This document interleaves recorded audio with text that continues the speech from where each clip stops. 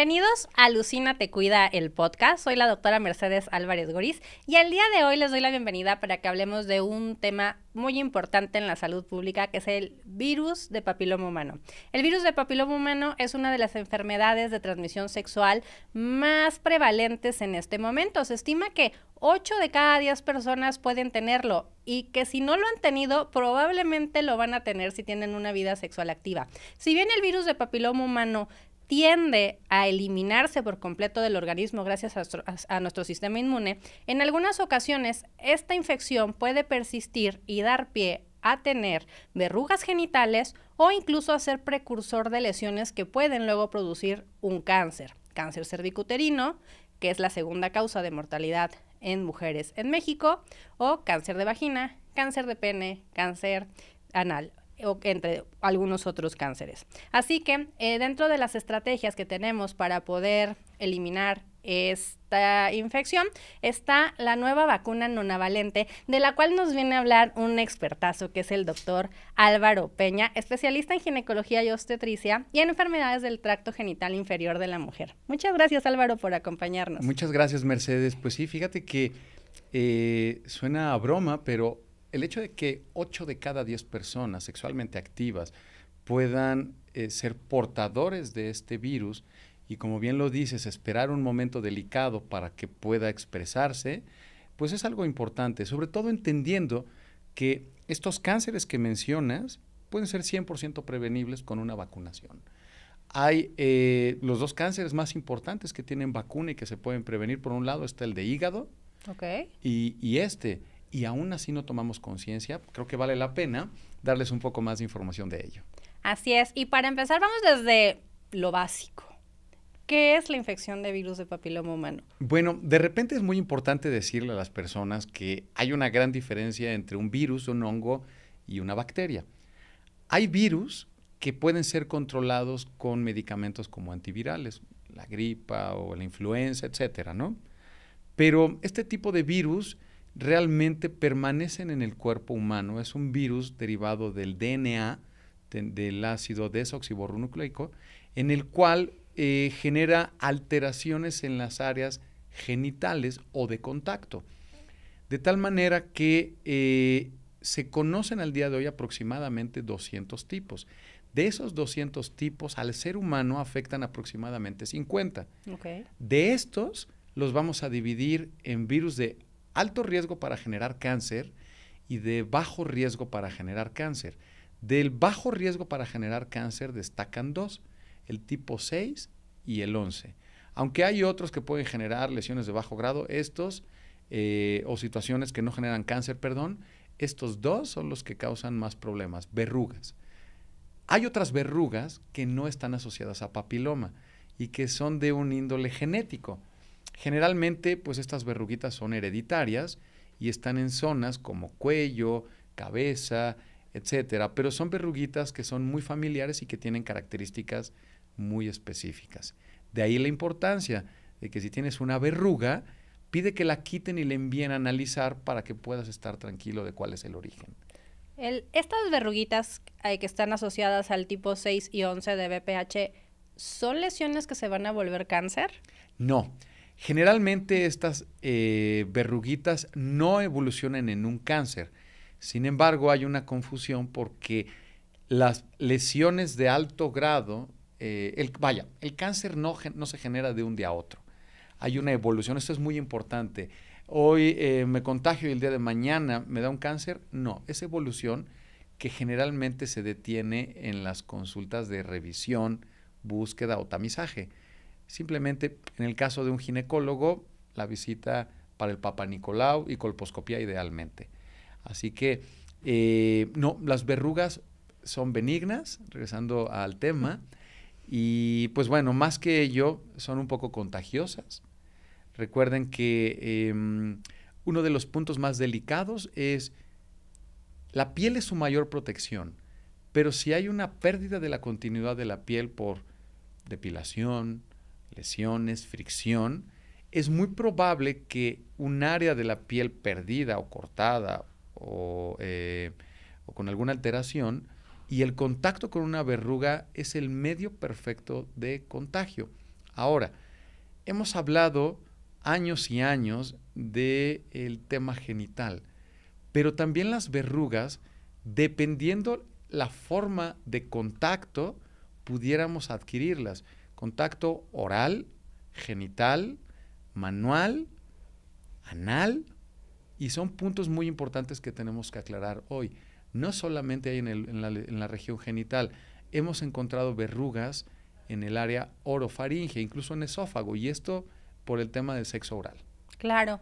Ahora, comadre, yo sé que tenemos esta maña, bueno, no maña, esta buena costumbre de que cuando vamos a salir con un galán y creemos que vamos a coronar, normalmente nos depilamos todas. Entonces, lo que estoy escuchando es que una pérdida de continuidad puede suceder por el rasurado. Sí. Tenemos microtraumas a la hora de pasar el rastrillo, entonces quizás no sea tan buena idea que el mismo día que vamos a tener actividad sexual nos rasuremos. ¿Es correcto? Sí, no, es una puerta de entrada al virus y una de las recomendaciones es pues que no sea el mismo día. Exacto, entonces si lo estás planeando, que no sea ese mero día, por favor, o sea, haz tu cita a la depilación láser o cómprate un buen rastrillo, pero que no sea exactamente el día. Yo sé que quieres sentir la piel de seda, pero esto pudiera ocasionar que tengas un factor de riesgo para que adquieras la infección por virus de papiloma humano. Ahora, nos dijiste que hay más de 200 tipos diferentes de VPHs, Así que es. solamente 50 debería de preocuparnos a las personas. Y hablamos del 6 y el 11, que son los que causan verruguitas genitales. ¿Hay algún otro tipo de VPH del cual deberíamos de estarnos preocupando que sea más agresivo? Sí, claro. Destacan de los de alto riesgo, destacan por los demás el tipo 16 y el tipo 18. Prácticamente se habla que un 70-75% de los cánceres en todo el mundo, en todas las regiones del cuerpo, están asociados a esos tipos, pero principalmente el tipo 16. Ahora, una de las grandes preguntas es ¿por qué la vacuna tiene 9 tipos? Bueno, se ha demostrado que el tipo 6 y 11 son las verruguitas. El 16 y el 18 son los más fuertes, pero hay tipos que nos están generando un dolor de cabeza, literalmente, y el tipo 31, 33, 52, 58, 45 son los tipos que estamos viendo que se están expresando con mayor continuidad. Por eso fue diseñada una vacuna nonavalente para tratar de contener hasta en un 92% aproximadamente estos cánceres y poder tener una buena cobertura. Simplemente con la vacuna tetravalente teníamos una cobertura de 70-72% y 20% no es nada envidiable el hecho de tener una cobertura. El tiempo nos dirá qué es lo que sigue, pero ahorita tenemos una buena forma de protegernos y de cubrirnos ante los diferentes tipos de cánceres. Ok, y hablando de protegernos, ya estamos hablando de la vacunación, que es como un pilar fundamental para evitar las infecciones de transmisión sexual asociadas a virus de papiloma humano en estos 9 serotipos. Esta es una infección que se adquiere predominantemente por actividad sexual, ¿no? Sí. Ya decíamos que pueden tener verrugas por el sexo oral, sexo anal, sexo vaginal, y incluso no es independiente solo de la mujer, sino que también lo puede adquirir el hombre. Totalmente. ¿El condón es una herramienta para poderlo prevenir o tiene sus déficits? Sí es una herramienta, definitivamente.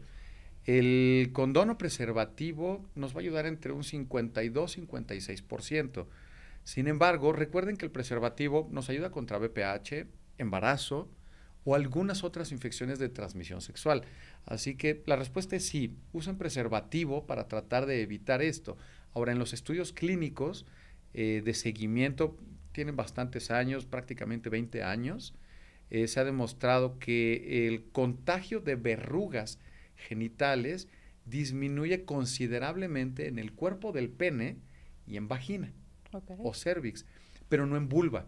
Recuerden que el área genital es algo muy importante, escroto, testículos, el área de la pelvis en general, por los microtraumas, etcétera, el contacto, no está cuidada por un preservativo y de repente hay que hacer este hincapié con las personas, ¿no? Claro, porque hablamos de que el VPH puede estar en cualquier zona de la mucosa o de la piel, porque se adquiere por contacto, evidentemente ahorita en este es contacto sexual, pero a lo mejor pueden ser otro tipo de contactos, y el condón solamente te va a cubrir, no voy a decir una pequeña parte para no herir susceptibilidades, pero solamente cubre el pene. Así ¿no? es. Y por eso nada más las zonas que están como más protegidas son vagina y Claro. pene. Entonces tendríamos que tener un súper condón así Sí. de cadera para poder evitarlo. Entonces, aparte del condón, la recomendación es la vacunación. Siempre hay que tener esa famosa prevención primaria. Los momentos para vacunarse ideales son antes de tener un encuentro. Es por eso que la vacuna se recomienda para hombres y mujeres a partir de los 9 años, sin un límite de edad. Lo correcto es antes de que se tenga un encuentro sexual, hay que tener la vacunación. Ahora, O sea, ¿me vacuno antes de coger? ¿O hay un momento exacto en el cual me pongo la vacuna y ya estoy protegida? en cualquier momento se puede poner, pero el ideal sería antes de. Ahora, si ya empezaron con la vida sexual, Ajá. bueno, de todos modos, vacúnense. ¿Por qué? Porque ahora se está hablando en el mundo de mucho de prevención secundaria. ¿Qué significa esto? Es, ya empecé con una vida sexual, ya tuve un diagnóstico. ¿Qué pasa si me vacuno cuando ya tuve el diagnóstico? Bueno, es fenomenalmente aplicarse la vacuna, porque esta es una vacuna por recombinación genética, por decirlo así, no es un virus. Okay. Entonces, eso ayuda a que todo el aparato inmunológico y todas estas cosas tengan herramientas para protegerse, aunque ya tengan la infección. Un boost para tu sistema inmunológico si te vacunas y ya tienes el diagnóstico de virus de papiloma humano. Entre los 9 y los 11 años, ¿cuántas vacunas se tienen que poner?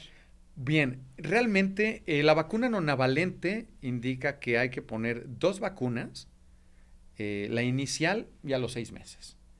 Sugerimos que entre los 9 y 14 años se prescriba este esquema. Después a partir de los 15 años en adelante, son 3 dosis, 0 o la inicial, 2 meses después y 6 meses después. Ese es el esquema ideal para poder tener esta inmunidad que dijiste que llega como al 97%, ¿no? Para evitar lesiones precancerosas. Sí. Y si el VPH, digo, las verrugas las podemos ver. Claro. Pero en general todos los demás serotipos de VPH no son visibles porque no pican, no huelen, no sangran. ¿Cómo se pueden diagnosticar? ¿Cómo puedo saber que tengo VPH? Bueno, ese es un punto muy importante porque lo primero que debo hacer es empezar una vida sexual, necesito ir al ginecólogo, al médico general, al médico familiar, al urólogo, para que empiecen a hacer revisiones preventivas o de tamizaje. En la mujer, el mundo ideal sería en México que tuviéramos un papanicolau y una colposcopía.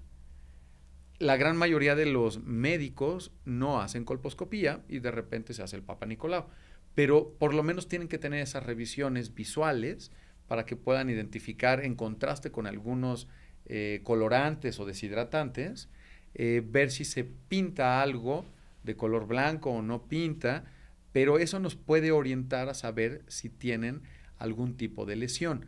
Ahora, si se ve esa lesión, es muy importante que se tome una biopsia y que se envíe al patólogo para que él nos pueda decir, en efecto, esa manchita puede ser por papiloma, o esa verruguita, o esa zona de duda. Siempre algo que tiene duda hay que enviarlo al patólogo para que nos diga, es un diagnóstico o están locos y sigan con su vida totalmente normal. Para las pacientes que nunca se han hecho una colposcopía, ¿qué es una colposcopía? ¿Duele? No, bueno, depende mucho del tema del famoso pato o espejo. La colposcopía es como, el colposcopio es un microscopio que nos va a permitir aumentar el tamaño del cérvix o cuello de la matriz. De tal manera que nosotros al ver más grande, con diferentes aumentos del cérvix o cuello de matriz, nos puede ayudar a visualizar este tipo de lesiones. Podemos tener algunas clasificaciones extra para saber si es un cérvix que genera mucho flujo o ectropiones, así les decimos, o eversiones glandulares, que son totalmente normales, pero también nos permite con colorantes tratar de identificar las zonas sugestivas de alguna alteración. Y ahí es donde podemos tomar la biopsia. La colposcopía nos ayuda para ver el cuello de matriz, la vagina, la vulva, porque también con ese aumento nosotros podemos distinguir estas alteraciones. Ok, todos estos pilares que estamos hablando de diagnóstico del Papa Nicolau, la colposcopía, la vacunación, están como muy enfocado en la mujer. ¿Cuál es el papel que tiene que tener el hombre en el cuidado para evitar tener virus de papiloma humano? Porque hablamos mucho de la mujer y como que ya tenemos muy claro cuál es el ABC de cómo evitar la infección. ¿Y los hombres? Es una situación que debemos de tomar en cuenta. El hombre no necesariamente es el único portador. La mujer también puede portar y transmitir el virus de papiloma humano. Mujeres que tienen sexo con mujeres, se ha encontrado papiloma, que juran y perjuran que nunca han tenido contacto con un hombre. Se han encontrado lesiones de papiloma en las diferentes áreas de contacto sexual. Eso es lo que nos ha hecho investigar qué pasa. Parece que uno de los cambios importantes en el hombre es el tipo de tejido o el tipo de células que hay en el exterior, el epitelio. Parece ser que el hecho de tener un órgano externo hace que puedan adquirir la infección, pero rápidamente ser eliminada de la piel o del cuerpo. Pero el diagnóstico, el virus va a permanecer tanto en hombre como en mujer por bastantes años hasta que lo puedan eliminar. Ahora, ¿qué se hace? También debemos de vacunar a los hombres a partir de los 9 años, mismo esquema, 0 y 6 meses, menores de 15 años, mayores de 15 años y ojo, sin límite de edad, también debemos de vacunar a los hombres. Cosas muy importantes, si en el hombre se ven algún tipo de protuberancias o alguna manifestación en la zona genital o de contacto sexual, es muy importante ir al urólogo para que él pueda tomar una biopsia, si fuera el caso, y con ello empezar un tratamiento. Recordando que se puede vacunar después del tratamiento y eso va a ayudar mucho a las defensas a que puedan entender quién es el virus y a quién deben de atacar.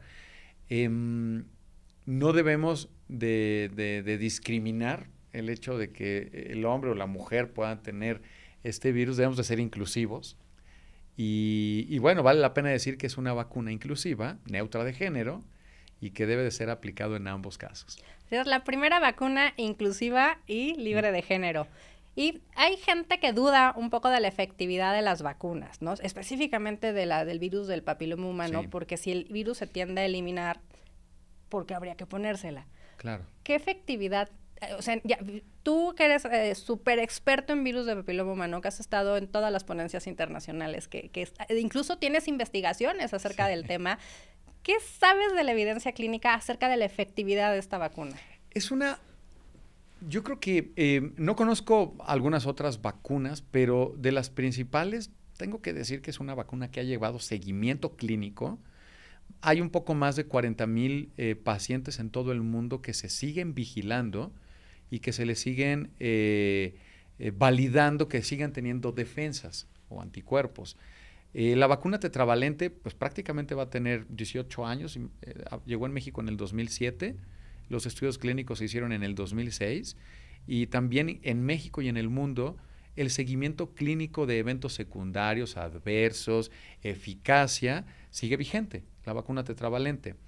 En la llegada de la vacuna nonavalente en octubre del 2022, mal no recuerdo, pues bueno, se inicia la vacunación, pero a ver, la vacuna nonavalente es nueva en México, pero tiene aproximadamente 12 años en el planeta y también tiene una serie de un poco más de 15,000 personas en el mundo apenas que siguen teniendo vigilancia y nos hacen saber que es efectiva arriba del 92-94%.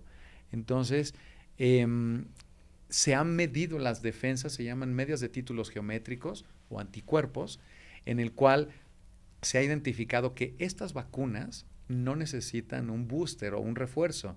Al día de hoy seguiremos vigilando y el tiempo nos dirá si es que es necesario un refuerzo, pero por ahora no. Al día de hoy el esquema es más arriba de 15, 3 dosis y ya. Y no necesitan un refuerzo. ¿Y qué pasa con las pacientes que se vacunaron con la de 4? Porque ahorita ya estamos en 9. Así es. Lo último en vacunación de VPH es la nonavalente que te cubre contra 9 serotipos. La paciente que tenía su esquema completo con tetravalente, ¿qué tiene que hacer? Bueno, necesitamos vacunarlos contra contra los 5 tipos que no tiene. Sería lo ideal porque los tipos 31, 33, 45, 52 y 58, como examen, como manda, están causando problemas incluso en México. Okay. Entonces, tenemos focos muy bien identificados en el país. La península de Yucatán tiene algunos de estos tipos, en el centro, en el norte del país estamos viendo que están causando algunos estragos, específicamente lesiones cervicouterinas, que es el primer dato. Por cierto, lo dijiste muy bien, es la segunda causa de muerte. Y en números cortos y en una forma sencilla, parece ser que cada 2 horas muere una mujer por cáncer cervicouterino, cada hora una por cáncer de mama y aproximadamente 14,000 personas al año son diagnosticadas en México por estas alteraciones. Sabemos que el tipo de práctica que tenemos en México hace difícil tener una buena estadística entre medicina privada y pública, pero bueno, los números son contundentes y quien hace investigación sabe a lo que me refiero. Es difícil, pero es una realidad que tenemos estos serotipos en México y vaya, hay una forma de prevenirlo. Y esta adición de 5 serotipos más, ¿qué beneficios dan? Porque sabemos que la tetravalente nos iba a cubrir contra verrugas y cáncer cervicuterino. El tener nuevos 5 serotipos más, o sea, cubrir contra 9, ¿nos cubre para algo más? ¿Da un beneficio adicional?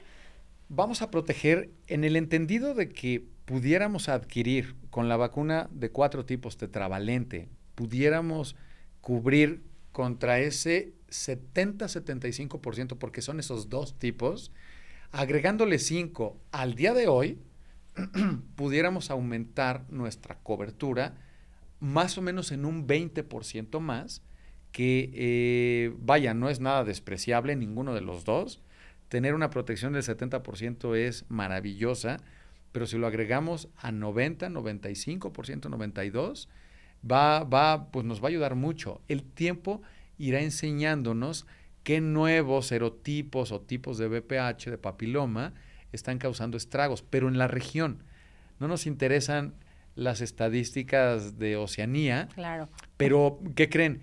Todo se está pareciendo en el mundo. En los 5 continentes los problemas son muy parecidos y debemos de tomar en cuenta que no estamos tan diferentes en muchas cosas en este tema. Claro, y me encanta esto de que la vacuna sea equitativa y sin género, que Sí, fue claro. un cambio, creo que fue el cambio principal que hubo cuando llegó esta nueva vacuna que tiene muy poquito en México, como bien dijiste, Álvaro, y es que el incluir a los hombres también en la vacunación hace que también tomemos conciencia de que el VPH no solamente se asocia al cáncer cervicuterino, ¿no? Ya dijiste, también puede ser cáncer orofaringio, cáncer anal, cáncer de pene, vulva, vagina. O sea, hay un montón de patologías que van relacionadas a esa primoinfección, que es como estas infecciones primarias, y que se pueden cubrir solamente con 3 pinchazos si tienes más de 15 años, claro. Y 2. Pero, ¿esta vacuna tiene efectos secundarios?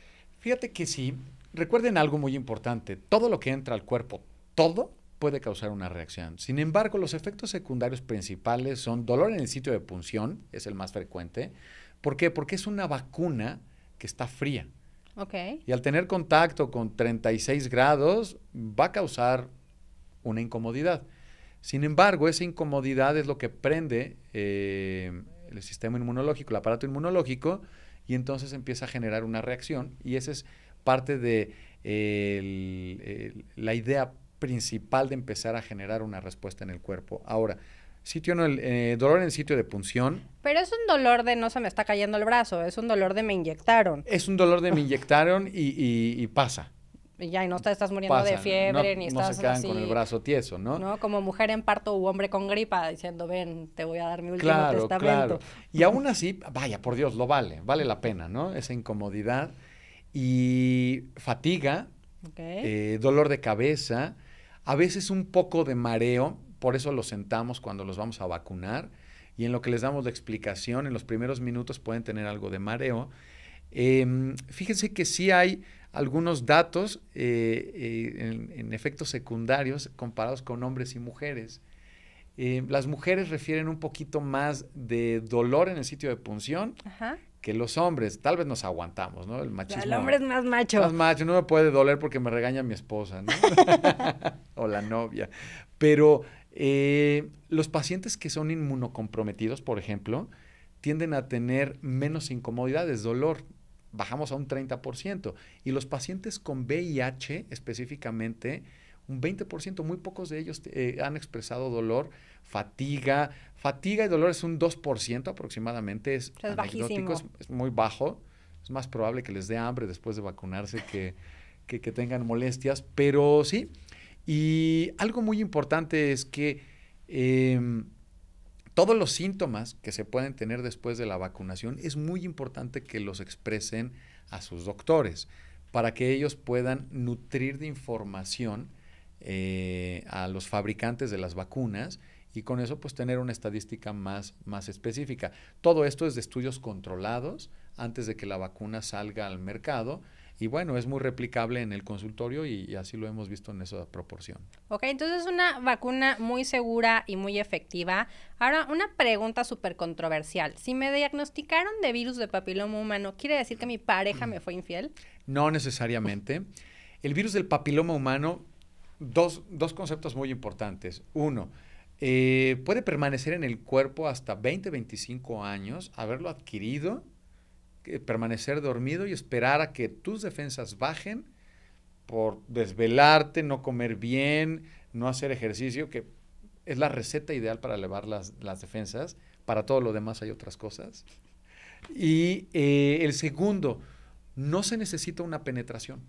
Puede haber un contacto orogenital o genital-genital sin penetración. O el tijereo, como hablábamos hace rato. Y de repente captarlo. Entonces, vaya, hay que ser un poco más maduros. Por eso el europeo tiende a ser un poquito más tranquilo en estos temas, más relajado. Vaya, más consciente, en pocas palabras, ¿no? Claro, y también es no satanizarlo. Ya hablamos que es una infección súper común, 8 de cada 10 personas lo tienen. Por ahí en los hospitales luego decimos que lo tienes, lo tuviste o lo vas a tener. O sea, de aquí nadie estás teniendo actividad sexual, de aquí nadie se salva. Sí, nadie se salva. Entonces, hay algunos tratamientos naturistas que se venden por ahí. ¿Qué opinas de ellos? Bueno, yo creo que el experto para hablar de eso debería ser alguien que se dedique al tema.